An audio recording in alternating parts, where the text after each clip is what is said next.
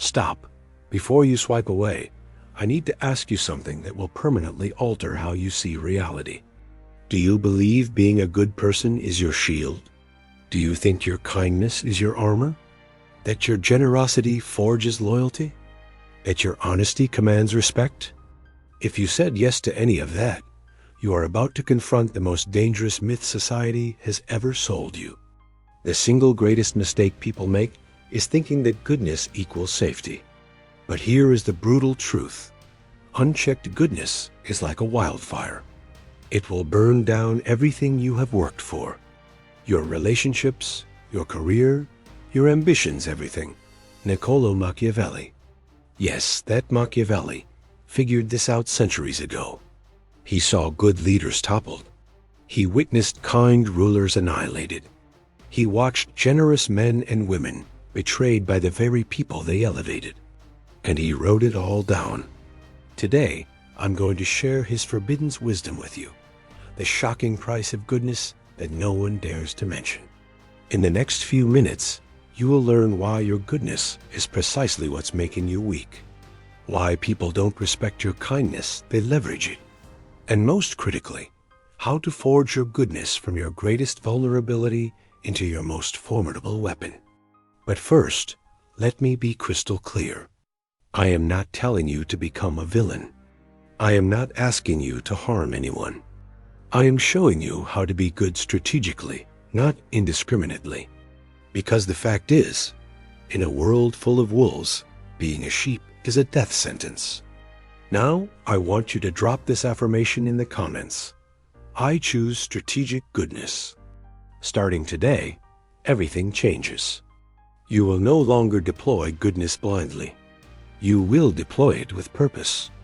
In this video, we will expose why goodness doesn't protect you.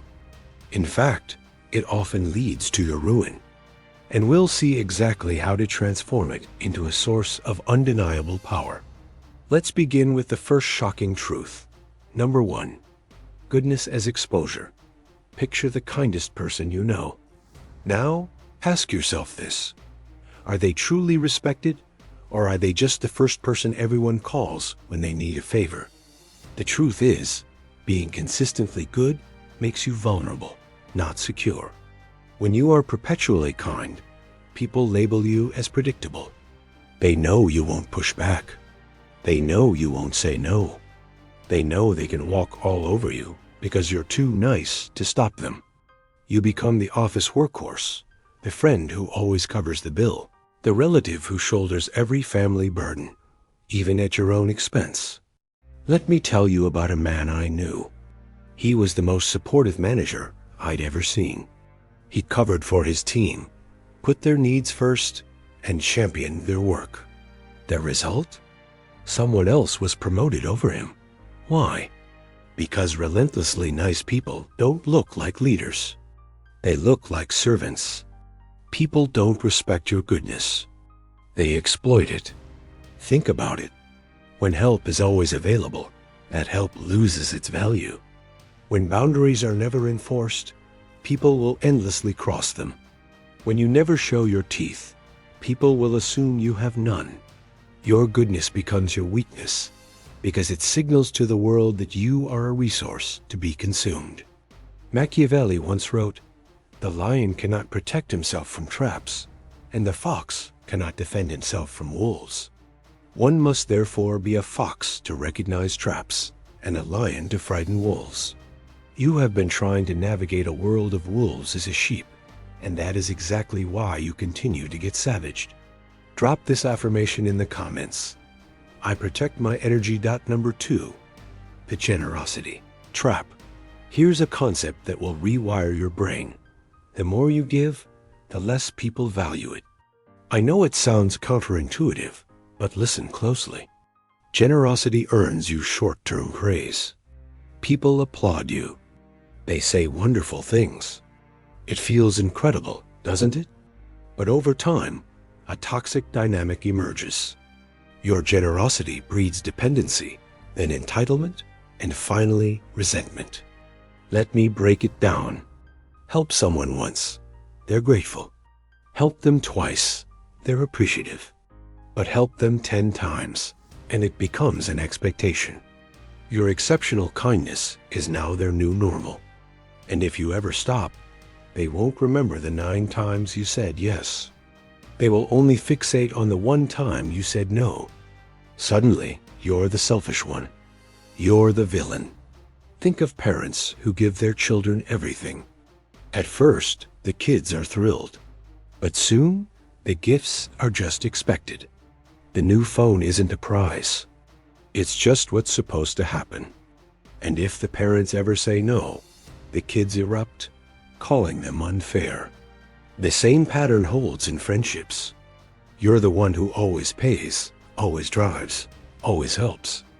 At first, it's appreciated. Soon, the thank yous disappear. They just assume you'll handle it. And the one time you need a favor in return, they're suddenly unavailable. This is the generosity trap. You give until giving becomes your identity. The moment you need to receive, or even just stop giving, you are cast as the bad guy in their story. Your constant generosity doesn't build loyalty. It builds addiction. People get addicted to your giving, and like any addict, they lash out when their supply is cut.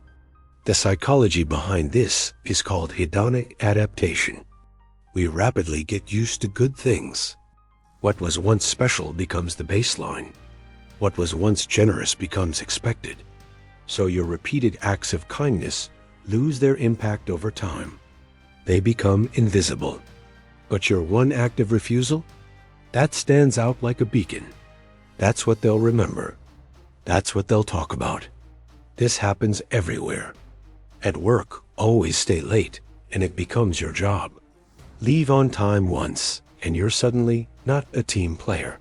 In a relationship, always be the one to compromise, and it becomes your role. Stand your ground once, and you're being difficult. Machiavelli wrote, benefits ought to be conferred gradually, and in that way, they will taste better. He understood what most never learn. Scarcity creates value. Abundance erodes it. Drop this affirmation in the comments. I give strategically. Number 3. The mask of virtue. Here's a truth that may make you uncomfortable.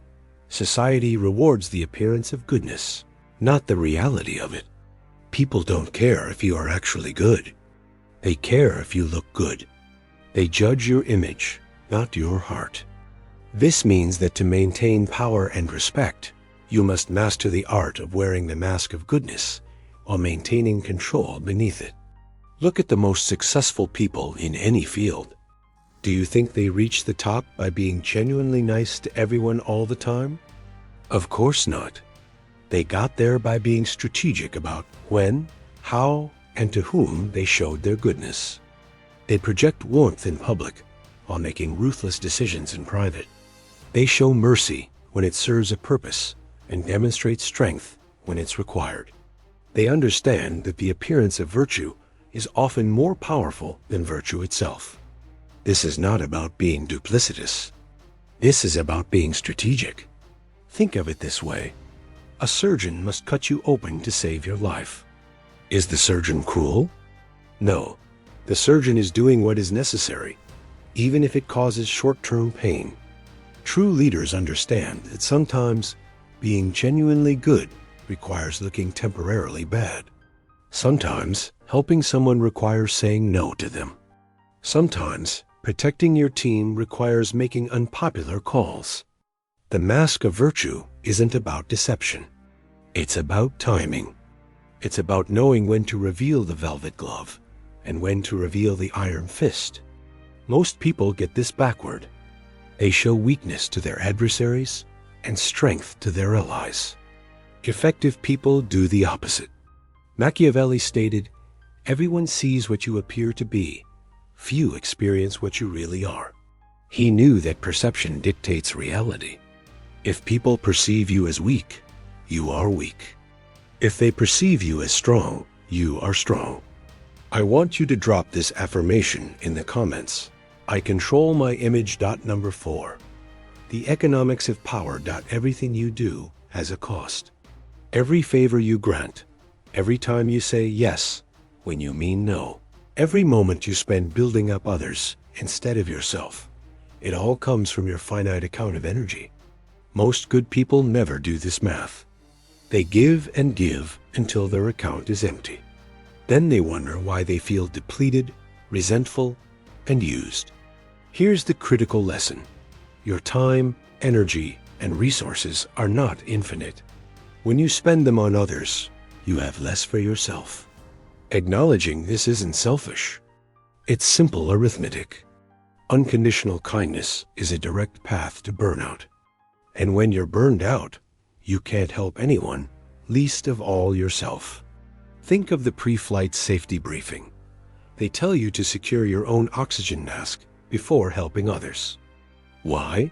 Because if you pass out while trying to save someone else, now 2 people need rescuing. Life operates on the same principle. If you exhaust yourself for others, you become a liability instead of an asset. Smart people understand that survival and growth require the careful protection of their resources. This doesn't make you unkind. It makes you sustainable. I learned this the hard way. For years, I was Mr. Yes. Every request, every favor, every quick question, it became a 2-hour ordeal. I thought I was being a good person. But you know what happened? I grew to resent people. I felt angry and bitter. My own goals withered. My dreams were perpetually delayed. And ironically, I became less capable of helping the people who genuinely mattered. That's when I realized the truth. Saying yes to everyone is just another way of saying no to yourself. And when you abandon yourself, you eventually fail everyone else too. The most impactful people in history were not those who said yes to everything. They were those who said no to most things, so they could deliver a powerful, world-changing yes to the right things. Machiavelli said, "He who wishes to be obeyed must know how to command."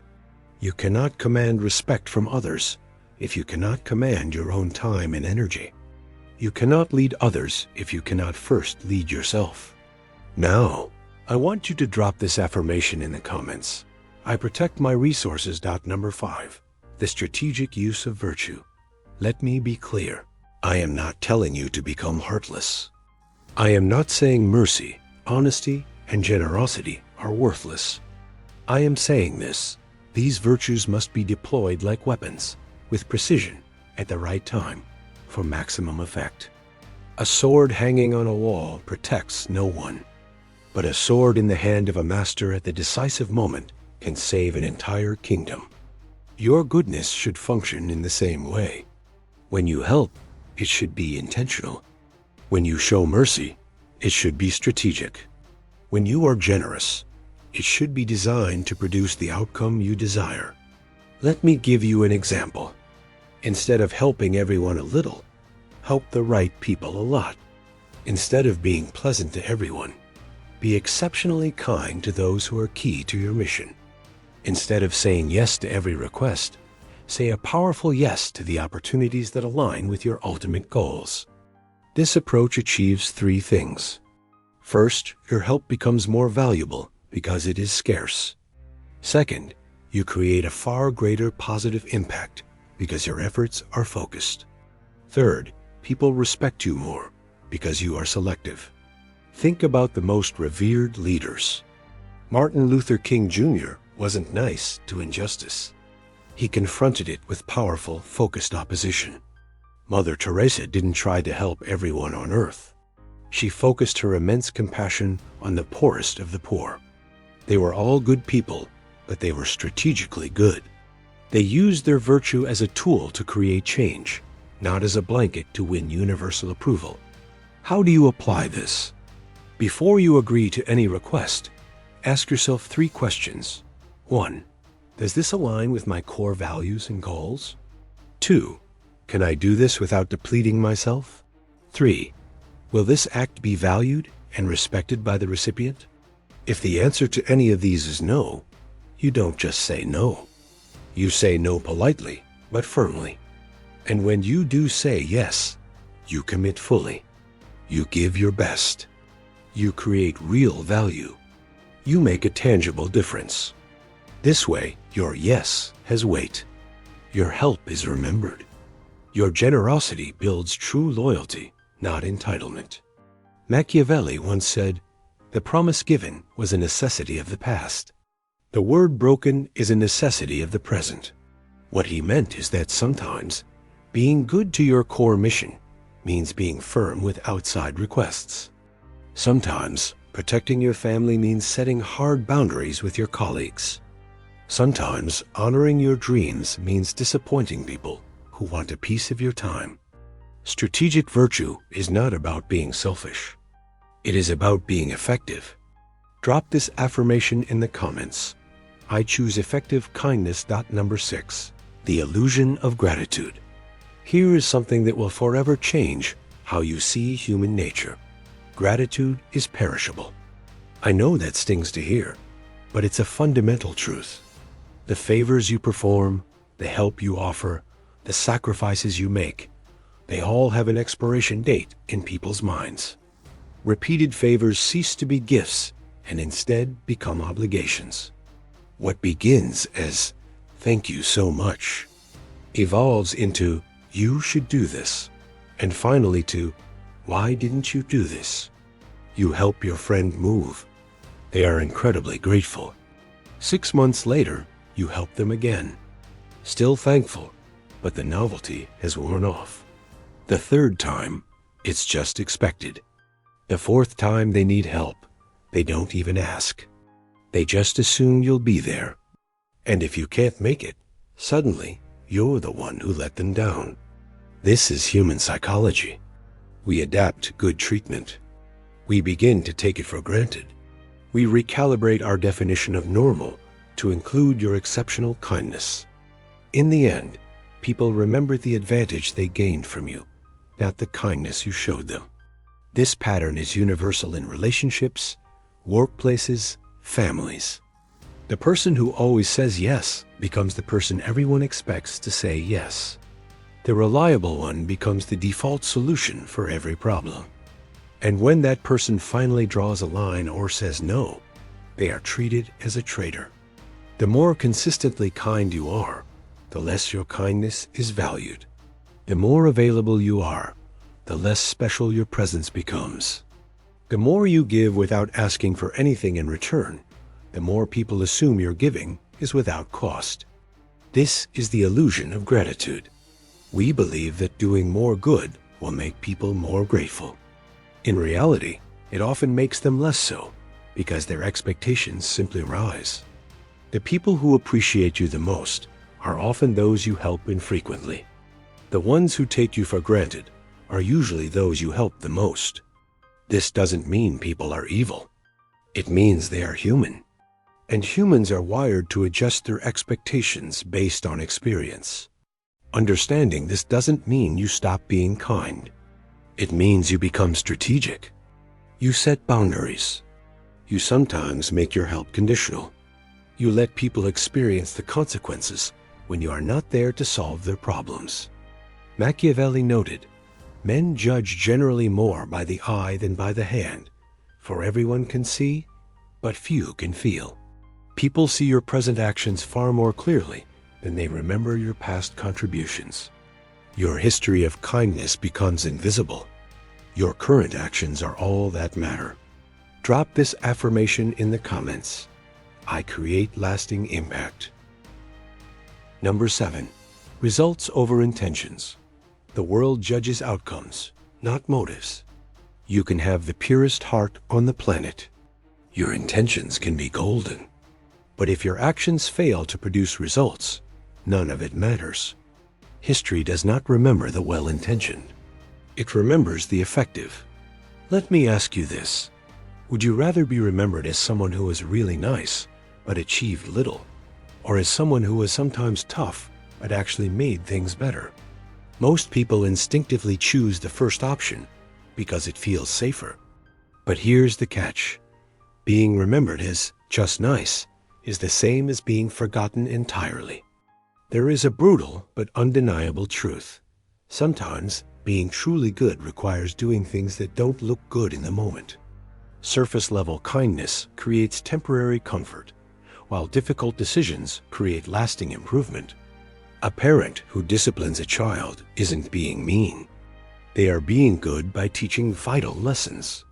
A teacher who gives honest, tough feedback isn't being cruel. They are preparing a student for reality. A leader who sets high standards isn't being unreasonable. They are forging a stronger team. Real goodness is about results, not appearances. It's about creating positive outcomes, not just generating positive feelings. This is where most good people fail. They prioritize being liked over being effective. They choose comfort over growth. They opt for temporary harmony over lasting, positive change. But here is the truth. If your goodness isn't getting the results you want, you're not being good enough. You're being nice, and that is a different thing entirely. Nice people avoid conflict. Good people resolve conflict. Nice people tell you what you want to hear. Good people tell you what you need to hear. Nice people preserve the status quo. Good people drive positive change. The world is filled with nice people who accomplish nothing. What the world desperately needs is more good people who get results. Machiavelli famously wrote, "The end justifies the means." This isn't a license for evil. It's a stark reminder that your good intentions are meaningless if they don't lead to good outcomes. People don't live in your heart.